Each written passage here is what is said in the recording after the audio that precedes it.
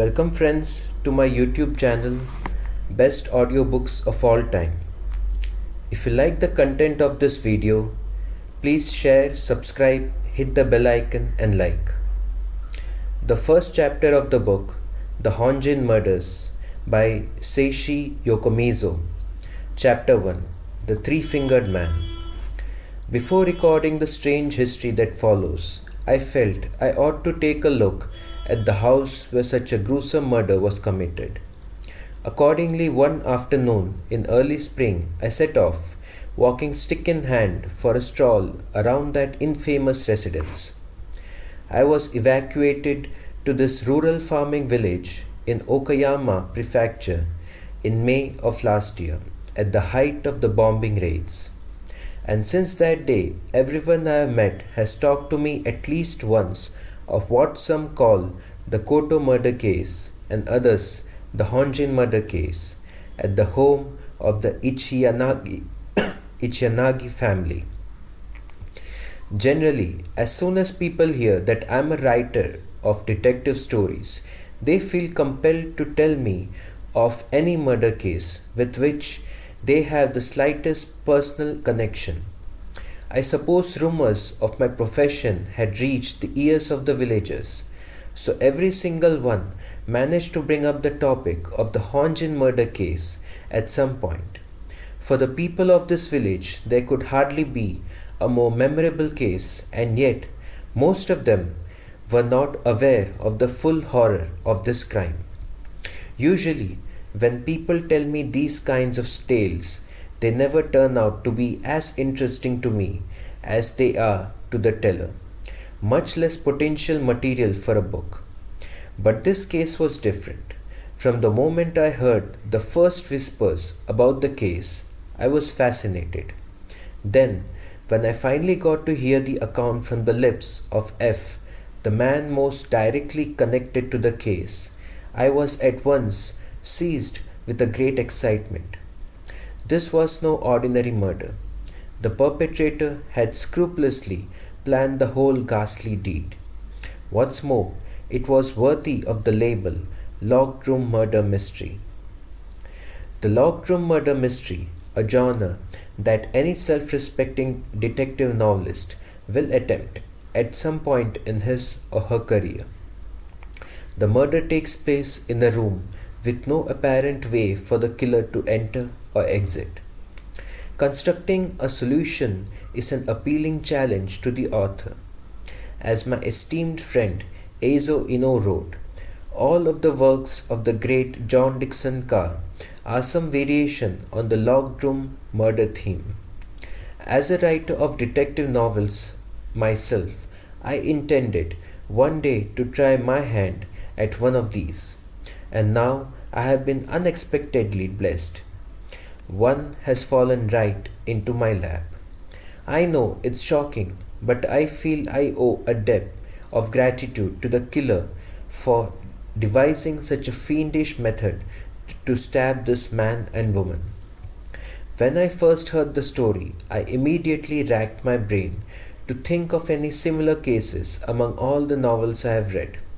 The first that came to mind were Gaston Leroux's The Mystery of the Yellow Room and Maurice Leblanc's The Teeth of the Tiger. Then there's the Canary murder case and the Kennel murder case, both by S.S. Van Dien. And finally, Dickson Carr's The Plague Court Murders. I even considered that variation on the locked room murder theme of Roger Scarlett's Murder Among the Angels. But this real life case wasn't quite any of the above mentioned. Maybe, just maybe, the killer had read a selection of stories like these, dissected all of the different devices used, then picked out the elements that he needed, constructing his own device. At least that's one theory. Out of all those books, it's The Mystery of the Yellow Room that bears the closest resemblance, at least as regards setting and atmosphere. Less so the facts of the case. In that story, the crime scene was a room with yellow wallpaper. In the Honjin murder case, the columns and beams ceiling, and rain shutters were all painted in red ochre. Red ochre wasn't an unusual hue for houses in this region. In fact, the house I was living in had also been painted that color. The difference was that my house was extremely old and the red luster had faded to a dark brownish sheen. On the other hand, the room where the murder took place had just been repainted and must have been gleaming with its fresh coat of red.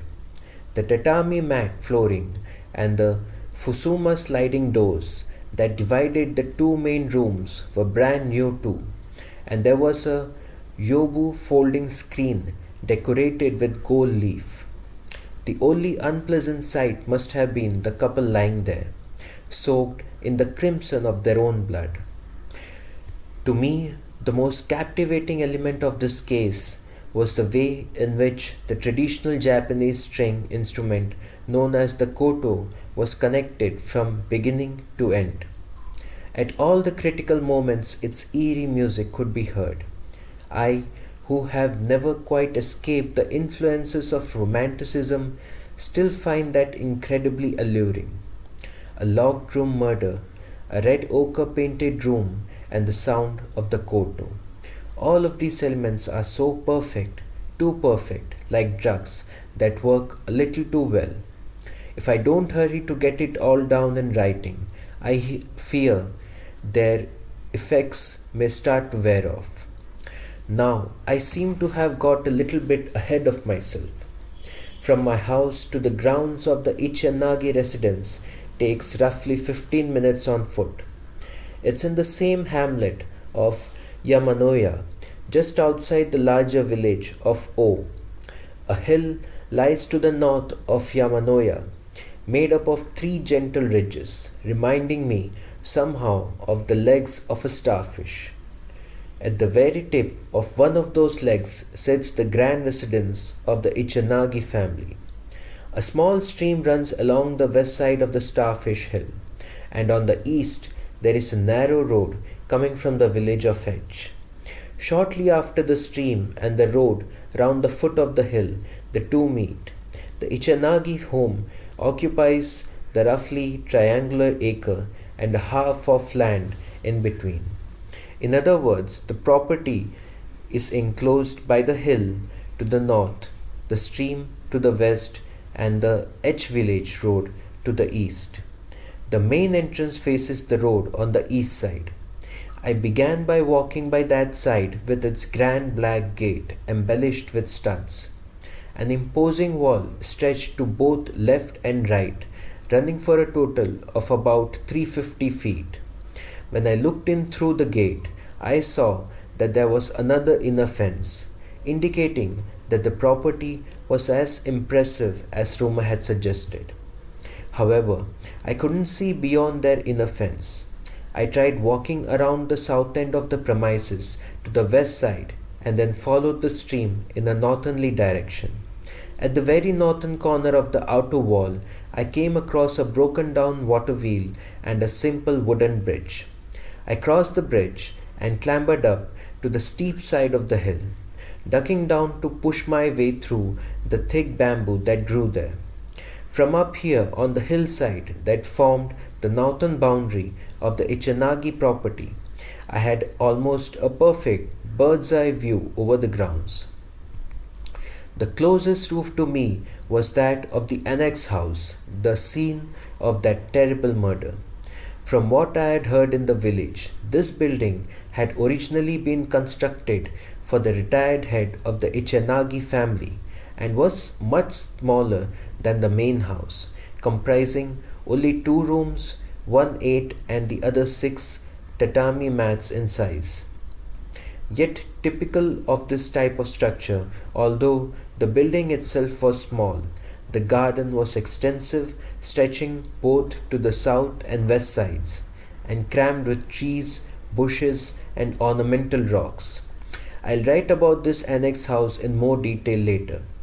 Looking beyond the annex, further to the south, I could see the main building, the magnificent single-story Ichanagi home which faced in an easterly direction. and beyond that, the quarters occupied by the branch family. Next to this were the storehouse and several other small buildings dotted about, seemingly in random. The main house and the annex had been divided by a high fence and were connected by a means of a small garden gate made of twigs and branches. Right now, the fence and gate were damaged almost beyond recognition, but at the time of the murder, they were still in good shape, solid enough to slow down the people who came running at the sound of the screams. This completed my survey of the Chanagi residence, and I took a little while to scramble my way out of the bamboo thicket. Next, I headed back to O, local government office, right at the far south end of the village. There were few houses around that area and further south again. Nothing but rice fields until the next small town, K. Running through those rice fields was a fairly major two-lane road.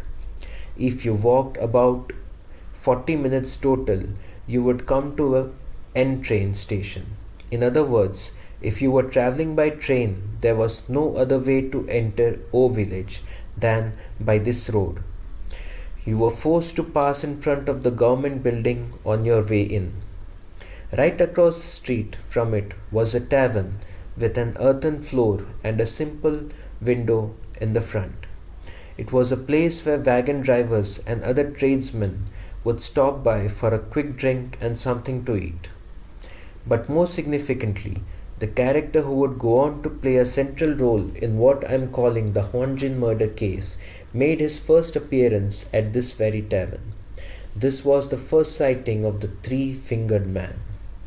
The incident took place around sunset on 23rd November 1937 for the 12th year of the reign of the Showa Emperor. In other words, 2 days before the murder. The Okami-san, proprietress of this tavern, was sitting on one of the wooden stools out front, gossiping with a couple of her regulars, a wagon driver and an official from the government office. As the figure of a man came hobbling down the road from the direction of K-Town, when we reached the tavern, the man came to an abrupt halt. "Could you tell me the way to Ichanagi residence?" The Okami-san, the village official, and the wagon driver stopped talking to look at the man over. This wasn't the kind of person one would expect to visit the Ichanagi family. He wore a crumpled felt hat, pulled low over his eyes, and a large mask covered his nose and mouth. Matted hair poked out from under his hat, and there was stubble covering his face from cheek to jaw. All in all, he was a shady-looking character. He wasn't wearing a coat. The collar of his jacket was turned up against the cold, but that jacket and his trousers were smeared with grim and dust and worn away to a shine at the elbows and knees. His shoes were caked in grey dust and both soles were hanging off. Everything about the man looked run down. It was hard to tell. But he was perhaps around 30 years old. The Ichanagi residence. It's that way. But what business do you have with the Ichanagi family? The village official glared at the man, who blinked repeatedly while mumbling something unintelligible behind his mask. Just at that moment, on the same road from the very same direction that the man had come, a rickshaw appeared. The Okami-san glanced at it and turned back to the visitor. "Hey you, look, he's the very man you want to see, the master of the Ichanagi house." The passenger in the rickshaw was a man of 40 or so, with a dark complexion and a severe expression on his face. He wore dark Western-style clothing and sat stiffly upright in his seat. He never once glanced to the side or took in his surroundings, but kept his eyes fixed on the road ahead. With his sharp cheekbones and prominent nose, there was something austere and unapproachable about him. This was Kenzo, the current master of the house of Ichanagi. The rickshaw passed by in front of the group of onlookers and quickly disappeared around a bend in the road. The wagon driver waited until it was completely out of sight before turning to the Okami-san. Rumor has it, the master of the house has found himself a bride. Is that right? Looks like it. The wedding's the day after tomorrow. Ah, already? Now that's what I call quick. Well, if he wastes any more time, then someone might come up with new objections to the marriage. Now that it's been decided, he is in a rush to get it done. He's quite a force of nature, that one, when he puts his mind to something. Well, I suppose that'll be how he got to be such a big shot scholar, said the village official. Mind you, he did well to get the consent of the old matriarch. Well, of course, she doesn't approve. But I heard she had to give in eventually. The more she opposed it, the more stubborn the young master became. How old is he now? About 40? Asked the wagon driver. 40 in the nose, replied the official. And this is his first marriage. A middle-aged man in love, more passionate than a youngster, that's for sure. And the bride's only 25 or 6 too, said the Okami-san. Rin-san's daughter, I heard, landed herself a big fish. Now that's what I call marrying up. The official turned back to the Okami-san. Is she a stunner? Then the bride. They say she's not all that good looking, but she's a teacher at some girls' school, so she's clever and capable. I guess that makes her a good match for the master, the Okami-san side. Looks like all the young girls need an education from now on. Okami-san, don't tell me you're planning to go to school to land yourself a rich husband. Oh, you can bet I am. The three of them burst out laughing. It was at that moment the strange visitor opened his mouth again. Okami-san, he said hesitantly, could I possibly have a drink of water? My throat is so dry. Startled, the three friends turned. Truth be told, they had completely forgotten that he was there. The Okami-san scowled at him for a few moments, but eventually filled a glass with water and handed it to him. The man thanked her and shifted his mask so as to be able to drink. The three villagers exchanged a look. There was a long gash on the man's right cheek that appeared to have been stitched up after an injury. It was a dark scar that ran from the right corner of his lip up his cheek, as if the side of his face had been slashed open. The reason the man was wearing a mask wasn't to protect him from dust or disease. It was to hide that scar. And there was one more gruesome detail that caught their eye. As he reached for the glass, they saw that he had only 3 fingers on his right hand. The ring finger and the little finger were both cut in half. Only the thumb and the first 2 fingers were whole. The 3-fingered man finished his water, thanked the Okami-san, and hobbled off in the same direction the rickshaw had gone. The 3 locals were left staring at him. What the hell? What does he want with the Ichinagis? Ah, he gave me the creeps. Did you see that mouth? I'm never using the glass again. The Okami-san placed the used glass on the very far end of the shelf, a decision which would prove to be helpful in the following days. Incidentally, if you are the kind of reader who enjoys reading between the lines of a story and recall the particulars of the crime, you may already be able to guess what I am about to write next.